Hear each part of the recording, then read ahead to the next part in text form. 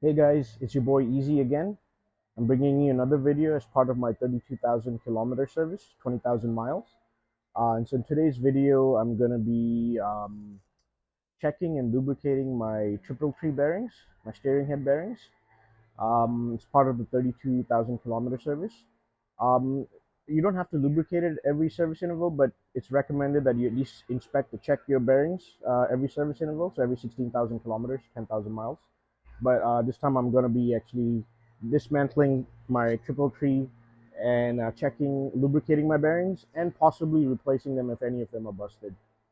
So yeah, before we get started, hit the subscribe button. I have a lot of videos, and I'll have a few more coming up for so my 32K service, as well as service on my other bikes. So definitely hit the subscribe button. And at the end of the video, if you like it, hit the like button and share it with your friends. Hopefully, you find this video useful. Also, thank you guys for your comments. So I did hear like it's better if I shoot with the mic. So I've got a mic now. Hopefully you guys can hear me better. Um, all right, so let's get started. So the first thing you need to do is get your bike off the on the center stand and get your front wheel off the ground, which I've already done. I've got a jack and I've got it on the center stand. You've got to also remove the front wheel, which I've also done. I've got a video showing how to do that, so I'll put a link in the description, so check that out if you want to see how to remove the front wheel. Next, we're going to have to remove the forks. To remove the forks, we're going to want to remove the mudguard first. To remove the mudguards, you're going to need a 5mm hex bit, and there are two bolts here holding the mudguard to the fork, as well as another 5mm bolt here, and then three on the exact same three on the other side. So 6 bolts in total. So let's go ahead and remove that. Also, there's another 5mm bolt holding the brake lines to the fork. So let's go ahead and undo that as well.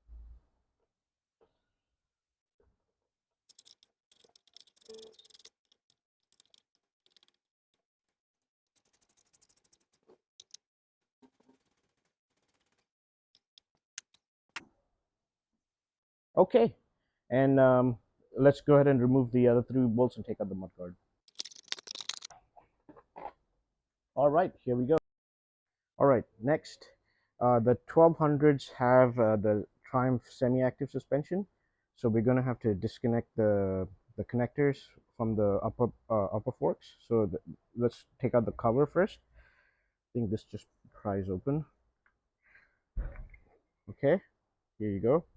Keep that aside, and then let's disconnect the connector. So just lift up and pull. Okay, here we go, and let's do the same on the other side as well. Next, let's loosen the upper triple tree fasteners that are holding the fork. You don't need to take them out, just loosen it. So there are two screws here, and then two for the other side. These are 6mm hex bits. Okay, so I went ahead and removed the upper triple tree fasteners, both on the right side as well as on the left side, and I saved the fasteners. Now, before we go ahead and remove or loosen the lower triple tree fasteners, let's go ahead and using a ruler or a tape, measure how far the fork sticks out of the upper triple tree. And the reason we do that is when we reinstall the forks, we want it to be the same height as it was before. Mine comes to about 2.5 millimeters above the upper triple tree. That's where my fork sits. And I measured it on the other side as well, and it was the same, about 2.5 millimeters. If you have like a white marker, you can mark it on the fork as well, so it's visible. So when you install it back, you'll know the level you need to install it. Yeah, you could do that as well. Okay, now coming to the bottom of the bike, you can see the lower triple tree. There are two more fasteners on each side, here and on the other side there as well. And again, these are 6mm fasteners. So let's go ahead and remove these, but let's not remove both. Let's just remove one side.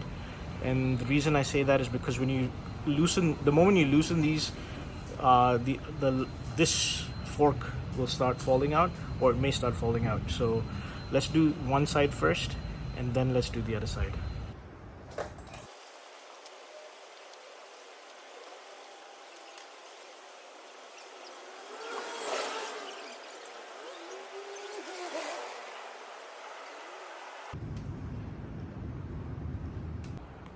Okay, after removing the lower triple tree fasteners, if it's still difficult to wiggle the fork out because the triple tree's grabbing the fork pretty tight, here's a little trick. Take a little flathead screwdriver and then wedge it between the gap here. You might need to push it in a little, maybe with a couple of gentle taps with the hammer, and take another flathead screwdriver and wedge it in the gap of the lower triple tree. Again, a couple of taps with the hammer, and then you should be able to take the triple tree out. Okay, so yeah, you can see it should be easy to wiggle out now. And carefully take it out without it falling. So yeah, carefully take out the other fork as well, using the same screwdriver wedged in the triple tree gap trick, and place the forks aside carefully. Yeah, just keep note of which is left and which is right. It'll be hard to mess up because of the brake caliper bracket. It'll only go on one way. Okay, with the forks removed, as you can see, it's time to remove the upper triple tree, and we need to undo this lock nut here to remove the upper triple tree. For most people with the GT versions or the XRT, XRX versions with the stock handlebars, the handlebars will get in the way, so you won't be able to fit a socket in there. We're gonna have to move the handlebar out of the way. For, I think, the XCAs have a taller riser fitted, so you won't need to remove the handlebar. You should be able to fit a socket and remove this nut. Or if you have aftermarket risers and you have enough space to fit a socket in there, you can do that. But I'm gonna have to remove the handlebar to get access to the nut. And before I do that, just so I know to fit the handlebar back exactly the way I took it out when it's time to do that, I stuck a piece of tape here on this side of the clamp, and then on this side of the clamp, so I know when I put the handlebar back, I'll know exactly where to put it. Also, to get the angle of the handlebar correct, so it's not rolled too far forward or not rolled back too much, I used a piece of marker to mark this edge here on the tape, as you can see here, and I did the same thing here as well. So I can put the handlebar exactly the way I'm going to take it out. So to take out the handlebar, there are two 6mm bolts here and then two 8mm bolts at the top. So to remove them, we have to remove the bottom bolts first and then remove the top two bolts.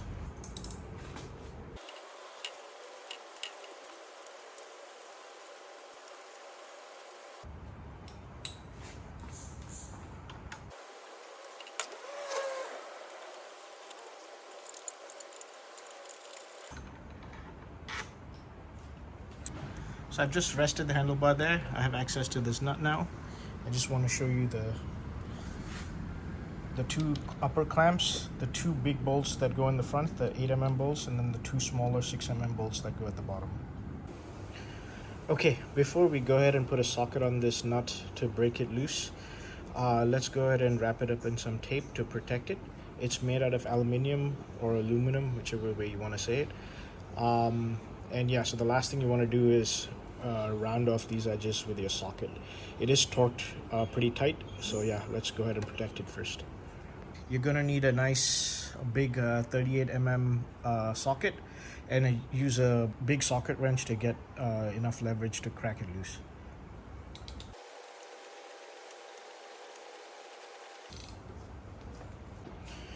Okay, I've got the nut out. There's also a washer in here, so take out the washer as well. The triple tree, all we need to do is take a mallet and gently tap from the underneath to just tap it out of this the stem. This is the stem right here. It turns out I didn't need a mallet. It was quite easy just to use my hands to lift up the upper triple tree out of the stem. And this is the washer. You're supposed to use a new washer when putting everything back together.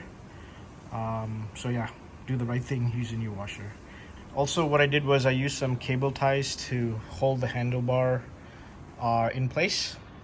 So I have enough room to get these nuts out.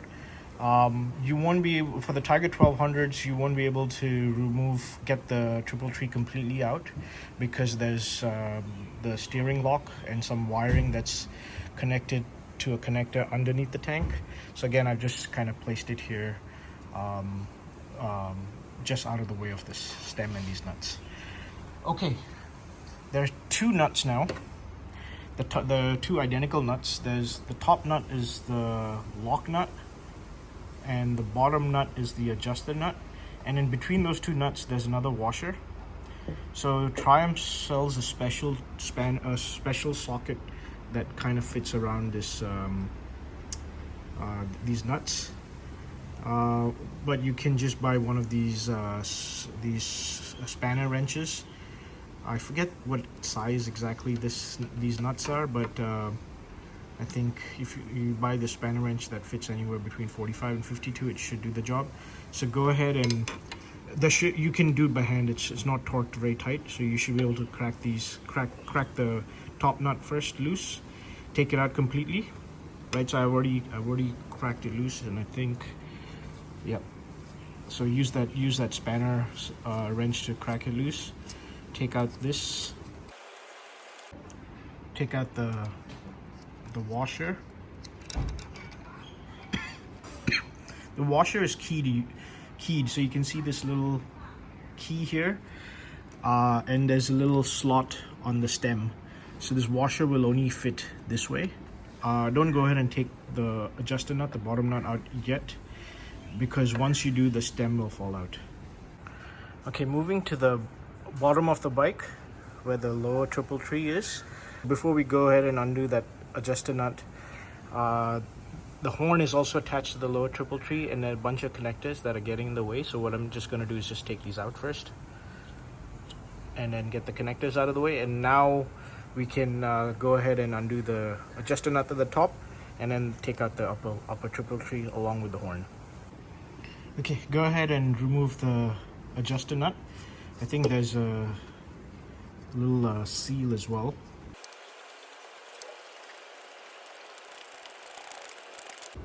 Here it is. So save this. There's nothing holding the stem in place other than the old grease. There's no nuts anymore, so be careful. You should ideally have your left hand underneath the lower triple tree, underneath the bike, to prevent it from falling and hitting the ground. So now what we're gonna do is use a mallet, a couple of gentle taps, and this stem should fall right through along with the lower triple tree.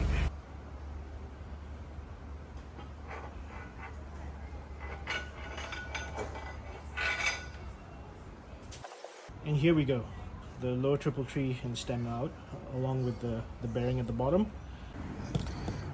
And also there's a bearing at the top of this top here as well, so let's take that out. So here's the race that the bearing runs on, and let's take this bearing out as well. So as you can see, there's still a lot of the factory grease, which is a good sign, but let's go ahead and give these bearings a nice clean and then inspect the bearing as well as the races. And as you can see here, the lower bearing also has quite a lot of the factory grease still, which is a good sign. But anyway, let's go ahead and clean all of this and inspect them. Okay, so let's clean these bearings and then the stem. Take out all the old grease. So I'm going to use some degreaser on the metal parts, and I'm going to use some contact cleaner wherever there's any rubber or plastic. So for example, these seals, I think they look like they have some plastic. So to be safe, I'm not going to use a regular degreaser, I'm going to use contact cleaner, which is safe for plastics.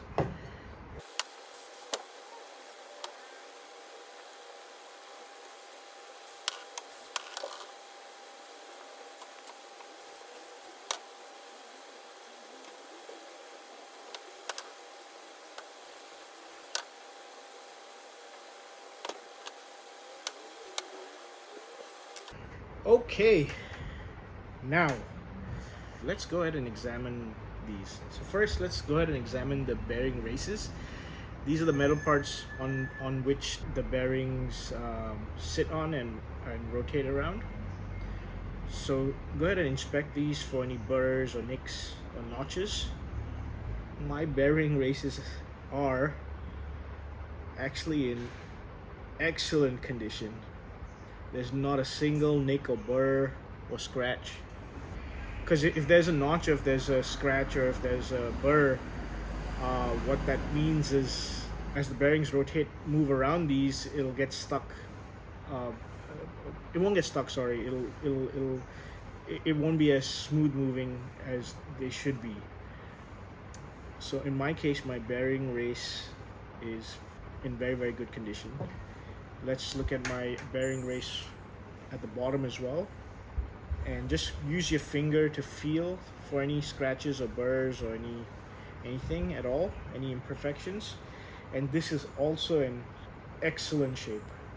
You also want to look for some corrosion, any rust, and there is zero rust or zero corrosion, which is also another good sign.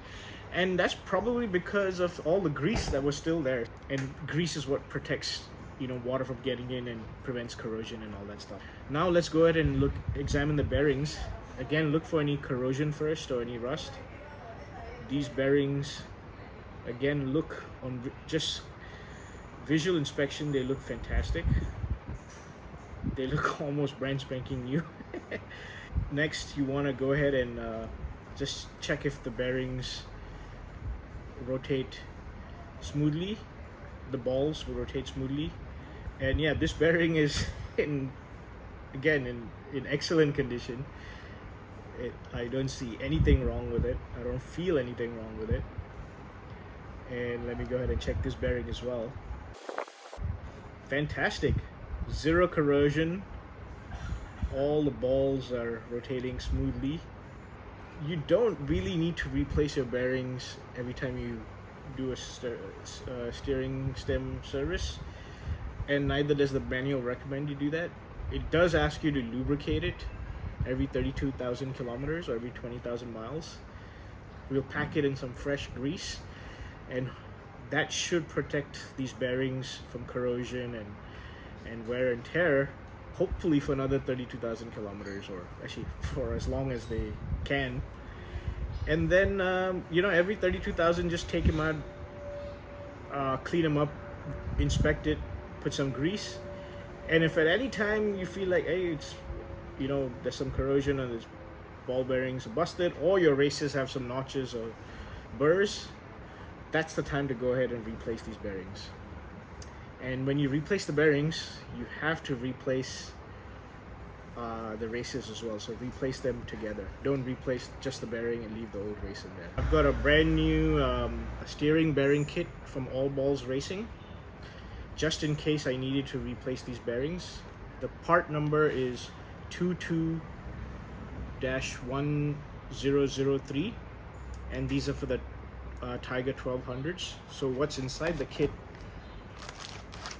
You got two new seals, identical, and you got two new bearings along with the bearing races, also identical. So I've got a new bearing kit, but it looks like I won't be needing it. So don't waste your money. Save it for when you do need it. But for now, I'm just gonna be reusing these bearings and the bearing races, and I'm just gonna be putting a fresh packing of grease. Also, move back to your bike. There's another bearing race here at the top, and there's another bearing race at the bottom. So again, go ahead and clean both the races with some degreaser, and then again do a visual inspection. Look for corrosion, any scratches, burrs. Again, use your fingers to feel. If at all, again, you find any notches or scratches or any corrosion, then you'll have to go ahead and replace the races. And I think it's recommended, and I would do the same, is if you're changing anything, I would change everything as a complete set. So the inner race, the outer race, and the bearings. But if everything's all right, then we can reuse everything. We don't need to change anything. All my races and my bearings are all perfectly fine and all cleaned up. The only unfortunate thing is I won't get to try out my bearing and bearing race removal tools and show you guys how to do that, but there are tons of videos on YouTube that show you how to use your bearing tools. Yeah, so now it's time to start putting everything back together after lubrication. So let's start by lubricating the outer races first, so the one at the top here. So take some any multi-purpose waterproof grease, so make sure it's waterproof, and then lubricate the bearing races. So I'm gonna do this first. Be decently generous. Don't get a shitload in there, but you know, be quite generous. We can clean up the excess later. Grease up the outer race at the bottom as well. Okay, now it's time to grease up the bearing inner races and the bearings themselves. So let me go ahead and start with the this inner race here on the bottom of the stem. Again, be quite generous. Now, this is how you grease up your bearings. What you're going to want to do is take a nice big chunk of grease, put it on your palm, take your bearing, and then really roll the bearing into the grease. So get the grease nice, push the grease into all the little gaps of the balls.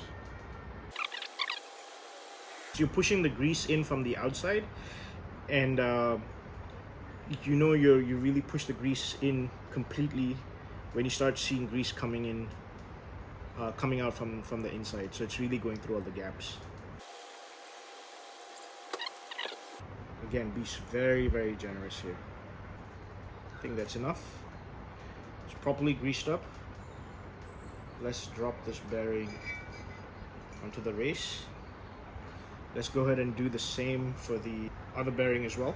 Okay, so I've properly greased up one of my bearings and I dropped it into the upper part of the stem. So that's sitting on the outer race now, which I also greased up earlier. Then I take my inner race, which I've also greased up properly, generously, and I drop it in here, so it's sitting on the bearing. And then I take my seal, which will sit on top of the inner race. I've greased this up as well, and let me put this on top now. Dude, okay, so this sits. There you go. Okay, so now let's take our steering, the lower triple tree with the stem, the inner race, and then the bearing are thoroughly greased up. I also greased the stem a little bit. And now we're gonna take this lower triple tree and guide it in from the bottom. And then once the stem comes out from here, keep your adjuster nut ready. And then we're gonna thread this adjuster nut on top. Okay, and that should secure the lower triple tree in place. Yeah. Oh. Lower triple tree and the stem are in. I've put the adjuster nut with the dust seal. This is the dust seal. And I've cleaned up any excess grease, any grease on the threads as well. I cleaned up, wiped off. Then we're gonna torque it up to 40 Newton meters or about 30 foot-pounds. If you're using that Triumph tool, then you can just use a regular torque wrench. But if you're using one of these spanner wrenches, you're gonna need one of these socket adapters, which the torque wrench can fit into this hole right here. So let me just show you that. So yeah, this is how the torque wrench will work along with this adapter and your spanner wrench. It's gonna be a lot easier if you use the Triumph tool because you don't need any of these contraptions, and you know it won't be that much of a tight squeeze. But if you have these, you can make it work as well. So I've torqued it up to 40 Newton meters already, And one thing to make sure when you're using one of these adapters is make sure the spanner wrench is at a 90-degree angle to the torque wrench. So as you can see, mine is. Set the torque wrench to 40 newton meters and torque it up only when it's at 90 degrees. If it's not at 90 degrees, for example, something like this, don't torque it at this angle, because 40 newton meters on the torque wrench will not translate to 40 newton meters when you're torquing it up, okay? The reason why we torque it up to 40 newton meters is to get all the bearings and the races nicely squeezed and in place to the bike. And now we're gonna go ahead and loosen this adjusted nut again, and then we're gonna torque it back up to the final setting of 10 newton meters, or about 89 inch-pounds. Okay, so I loosened it up, I torqued it to the final setting of 10 newton meters or 89 inch-pounds, and now we can go ahead and fit this washer in place and make sure that this key fits in the slot. And then take your lock nut and let's finger tight it. And now we have to go ahead and torque the top lock nut to 40 newton meters or 30 foot-pounds again. Okay, the lock nut has been torque, and that washer with the key prevented the adjusted nut at the bottom from being further tightened. With both the adjusted nut and lock nuts torqued, the triple tree should be able to move side to side smoothly, but not too loosely either. So there should be very little tension, but not too much. Now go ahead and fit the upper triple tree onto the stem again. Don't put the nut and the washer just yet. We're gonna put the forks back in first. Okay, before we put the forks back in, here's a little tip. So I haven't cleaned my forks yet. I will do that in a bit. But you can see the little dirt here and dirt here, and right here, this part is clean. That's where the lower triple tree clamps onto the fork. So what I did was I stuck a little piece of tape. So I'll show you on this fork. I stuck a little piece of tape right at this edge, and so when I put the fork back into the triple tree, I'll stop the lower triple tree right here. So the lower triple tree will sit right here. So that's how I know how far to put it up, okay? And then also at the top, the triple tree at the top, we measured earlier, it was jutting out about 2.5 millimeters, so that should also be correct if you put this tape correctly. So I've gone ahead and put one of the forks in, and as you can see, I stopped it right at the edge of the tape. Use the same trick, the screwdriver in the gap, wedge it here, tap it in slightly so the triple tree gap expands a little, so pushing the fork in will be easier. At the same time, at the top, use another screwdriver to wedge it in this gap so this expands, and then the fork will come out easier. Then take a hammer and gently tap the upper triple tree so it sits fully down, and tap it on all sides.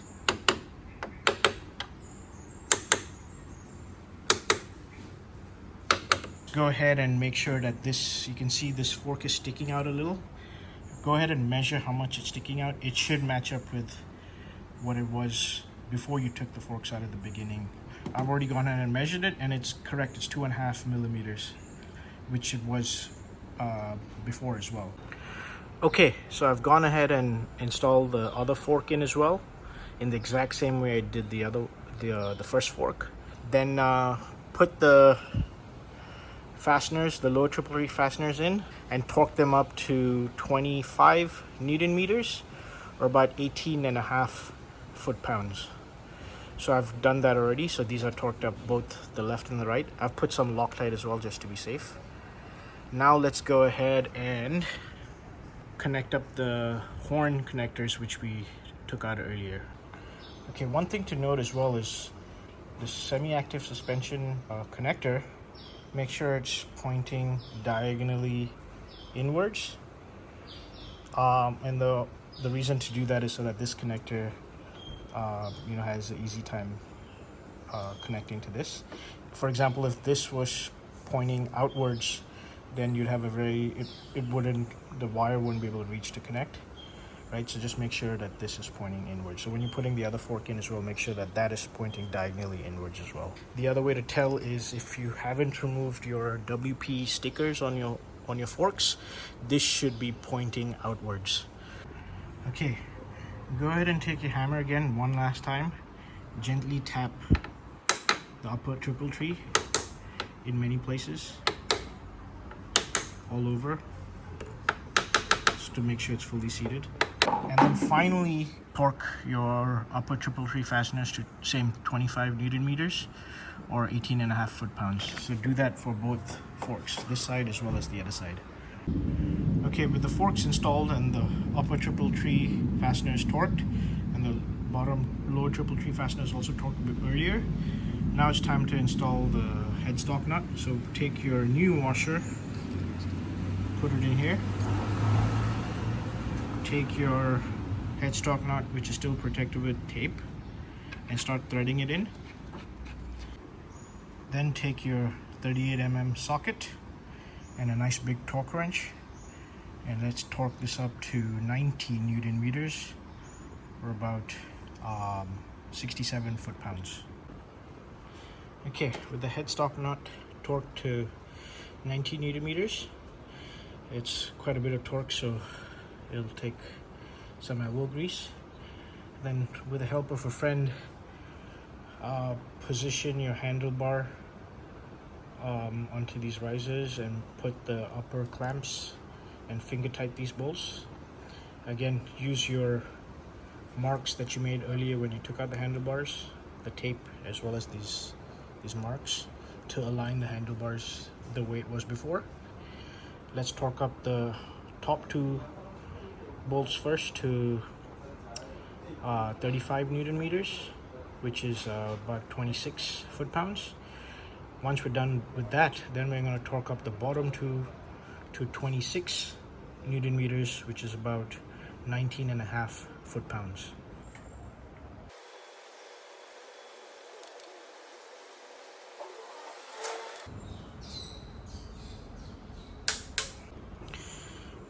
Let's hook up the semi-active suspension connectors again, and then the same thing on the other side.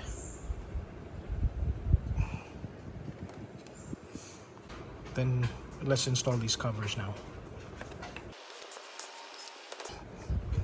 Okay, and then put the other cover back on as well. Next, let's fit the front mudguard in. Secure the mudguard to the fork protectors with these two fasteners, and then there's another fastener that holds the mudguard in to the fork itself, actually the brake caliper bracket. And we're going to torque these two fasteners up to 3 Newton meters or about 27 inch-pounds, and then we're going to torque this fastener to 7 Newton meters or about 62 inch-pounds.